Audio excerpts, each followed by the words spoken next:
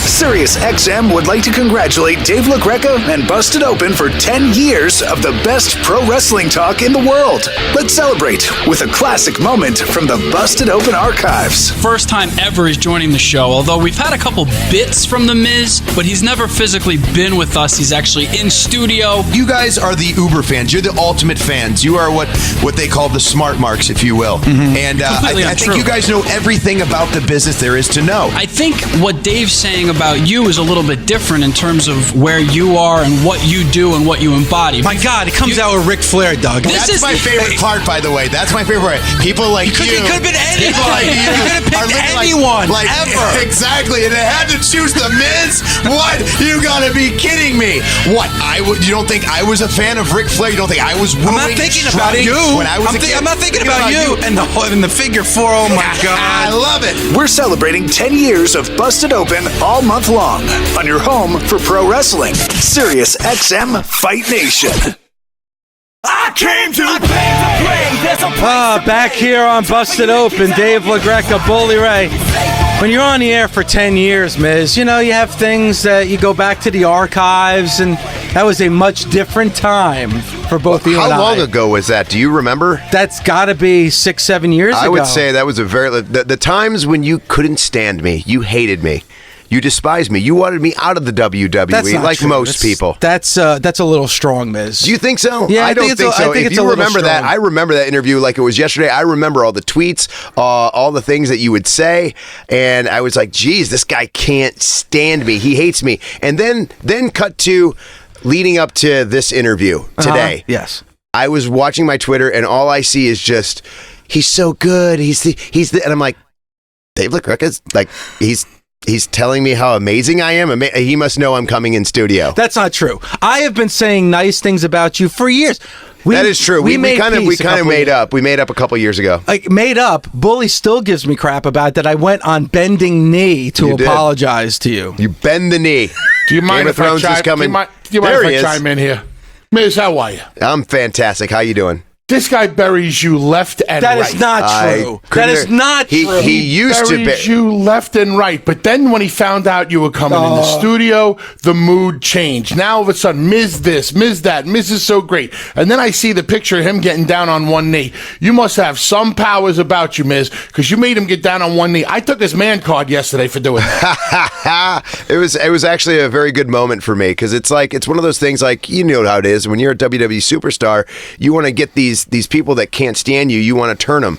And there's no bigger compliment than when you do turn them and finally get them, especially a person like you, Dave, who literally watches our product for years upon years. You're very knowledgeable on everything. You have opinions on storylines as well as characters. I feel like you're in the know.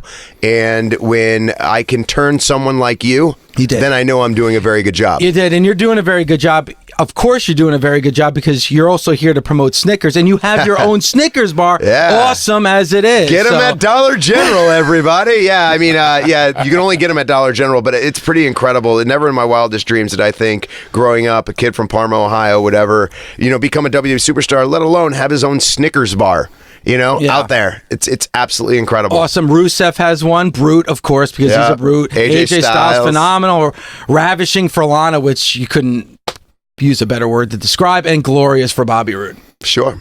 Yeah, you got them all. Get them all at Dollar General. Collect them all. I get it. Definitely. Hey, Miz, we were talking yesterday on the show, and I wanted to ask you directly about your climb to the top early in the career, and then, like, the rug got ripped out from under you and how you got back up to the top of the WWE. Obviously, extremely high-profile match this year at WrestleMania against Shane. I was trying to explain to Dave and explain to all the fans just how difficult it is to do what you did in the WWE, because if you get knocked down a couple of rungs, especially as far as you had gone, and let's be honest here, to get back to your level is nearly impossible. Can you educate us a little bit about that? I actually heard that clip. I have the Sirius app, so I actually got to hear that whole thing. And thank you very much for what you said. I really appreciate that. And you're absolutely correct. It is very difficult to be in the highest of the highs. Like WrestleMania 27, I walk in WWE champion, walk out WWE champion as a bad guy, which never happens. I was the last match. I mean, Not many people get to say, I main evented WrestleMania. And then to go from there, and it just literally 2 years later, I was on the pre-show.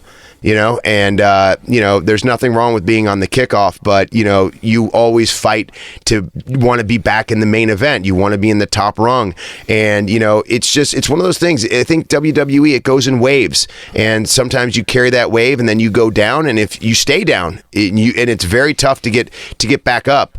But I've always been a fighter ever since I've come to WWE. It's always been a fight. Each and every day I walk in there and I basically put out my best product I possibly can. When people say they don't want to do interviews or TV spots, or if they don't want, WWE says, hey, can you do a show? Yeah, I can do a show. I can do anything you need me to do. And, it's just about proving myself each and every time and one-upping myself. And now we come to WrestleMania at MetLife. I'm in one of the marquee matches against Shane McMahon in a Falls Count Anywhere match. And, this is one of the most personal matches that I've been involved with. I brought my father. Yep. And a lot of people, by the way, I don't know how you feel about this, Dave or Bully. Like, when I brought when my dad was brought into this and he came out and said that he loved me and that he was proud of me, it was the truest moment, of my life. Like, my dad has never said that. Wow. Ever in his entire life. And I didn't realize that was just... That wasn't just me. Like, my dad's brother has sons and his other brother has sons, and they both came up to me and they were like, yeah, our dad's never said that either. I think it's just our family, or maybe it's a generational thing, but they kind of just show their love. So to have my dad for the first time tell me that he loves me in front of a WWE audience, I didn't know how they were going to take it.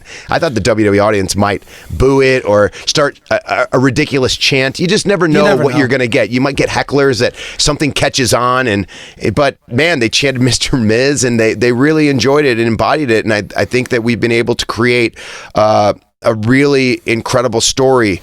And I think going into WrestleMania, it feels real because it is real to me. I mean, you put your hands on me, that's fine. But you put your hands on my dad or my family, it's a whole nother ball game. And that's going to be, like you said, one of the marquee matchups on Sunday for WrestleMania 35, which, again, hot tickets. So if you don't have a ticket, you can watch it on the WWE Network. And we also see a different side of you. Second season now of Ms. and Mrs., which is a phenomenal show. Thank you. And it's funny that you're talking about your father and how your father would never say certain words for you, and now you're hearing it for the first time. You're completely the opposite now as a dad. Is that because of the way that you were brought up, that you're showing a lot more love to your daughter? Maybe. Yeah. I mean, my mom always tells me how much she loves me, how proud she is of me, how incredible I am. My dad's more the guy that goes, man, Kofi Kingston's amazing, isn't he? Like, by the way, my dad was on the Kofi train before everybody. My dad loved Kofi when he had a Jamaican accent, So I mean, for Kofi to come where he's come and to be in another marquee match. I mean, he's going against Daniel Bryan for the WWE Championship, and I think there's no one hotter in WWE right now besides maybe Becky Lynch, Ronda Rousey, and Charlotte Flair, who are going to be main eventing for the first time ever, an all women's main event, which is going to be an absolutely incredible match. But man, talking about Kofi, you look at his career, where he's been. You talk about ups and downs. I mean, this guy has been all over the place, and this is the highest I think he's ever been, and I think he's very well deserved. Out of the two matches you just mentioned, Miz, between the women main eventing and between the Kofi match, personally, as a fan, which one are you the most invested in? The most invested in, obviously, I'm most invested in the WWE Championship because that's the title that I've always, I want back. I've only won the title once, and I don't want to be a one-trick pony. I don't want to be a guy that is one and done. That's kind of what we say. You go up and down, and my down was the lowest of the downs, and now I'm trying to get to the highest of the highs. So I feel like once I'm done with Shane McMahon, I want to go after the WWE Championship. So my eye is closer on that. However, Becky Lynch, Charlotte Flair, and Ronda Rousey are going to create history. It's history in the making. I mean, we saw history for the first time this year in all women's pay-per-view of Evolution at Nassau Coliseum. I got to witness that up close and personal. And let me tell you something, that pay-per-view is the best pay-per-view I've seen all year. And it was all women, and the crowd was just electric. So I cannot wait to see MetLife Stadium. There's no roof off of it, but if there was, I imagine the audience is going to blow the roof off for them.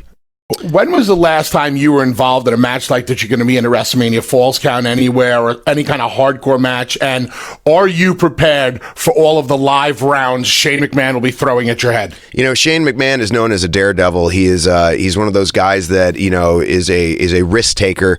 I've been more on the cautious side, but Shane has unleashed a whole new side of me that I don't think anyone's ever seen before.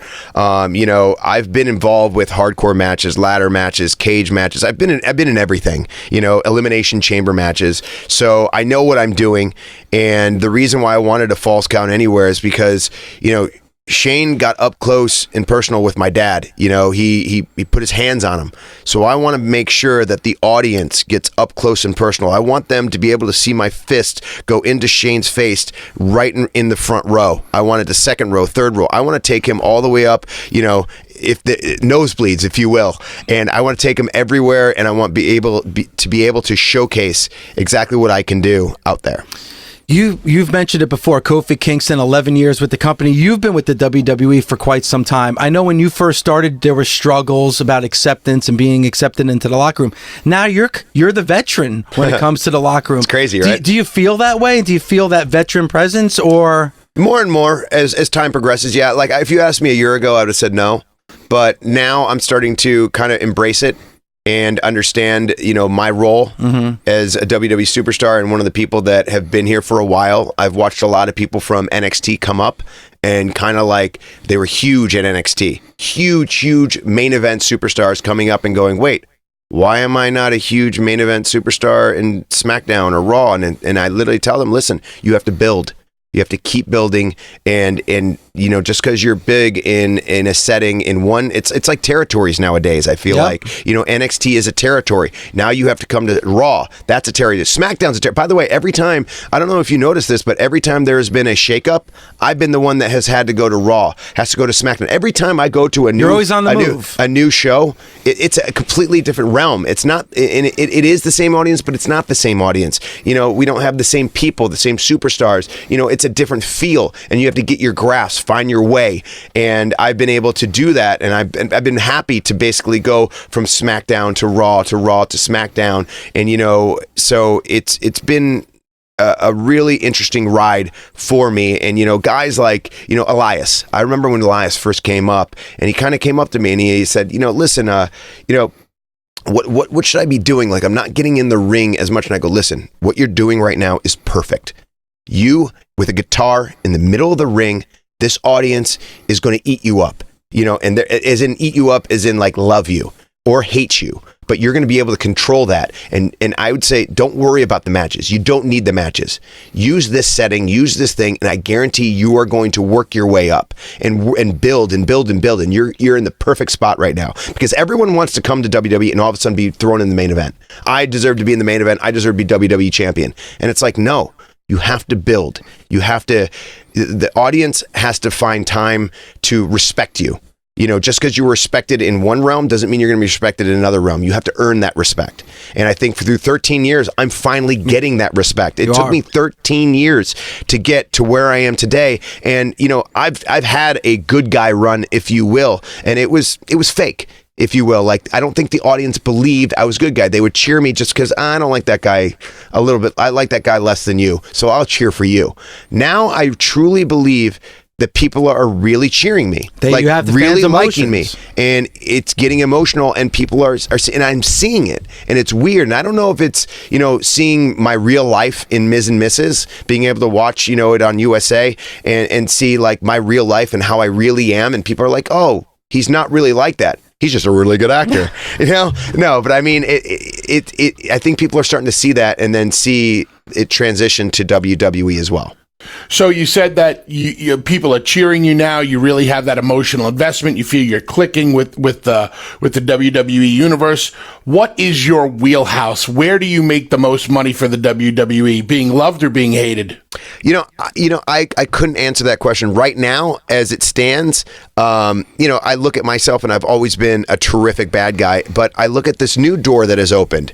And it's interesting to me because, and it's scary as well. And when I'm scared, like when I get a sense of fear, it drives me, it fuels me. It like when I get a chip on my shoulder, that's the type of thing. So this is one of those things that this is a new realm for me, and I love it. I love every second of it, and I'm going to embrace it. And I think I can make a lot of money for this business as a good guy.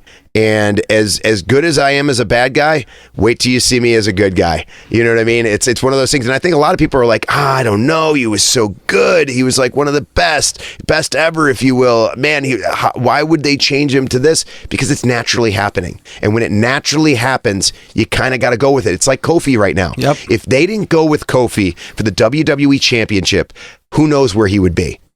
We might not be getting all these Kofi chants. It might have just went away. Because a lot of times it does. Last one, because I know you're on the go. It's WrestleMania Always week. on You the got go. a lot of interviews. 10-year anniversary for Busted Open. You've been a guest Congratulations, by the way. I You guys have appreciate done an that. incredible job. We always appreciate, as a WWE superstar, I always appreciate, and whether you say negative or positive things about me or the industry or anything, I think you guys really have a grasp on what it is that we do as superstars, as performers, as entertainers, and I love to hear your voices and your opinions. Bully, honestly, that whole tirade you did yesterday about me and how I had the highest of the high, lowest of the lows, I really did appreciate what you said. Like, you know, sometimes I take it all with a grain of salt, but that kind of hit me, and I was like, wow, it's cool to see someone that I idolized, you know, growing up and watching you, you know, wrestle and seeing you at, you know, ECW those days. You know, I was a huge fan, and hearing you, you know, those words come out of your voice, you know, putting me over and really talking about me, it really made it got me. So thank you. I appreciate it. You're welcome. Just speaking the truth, brother.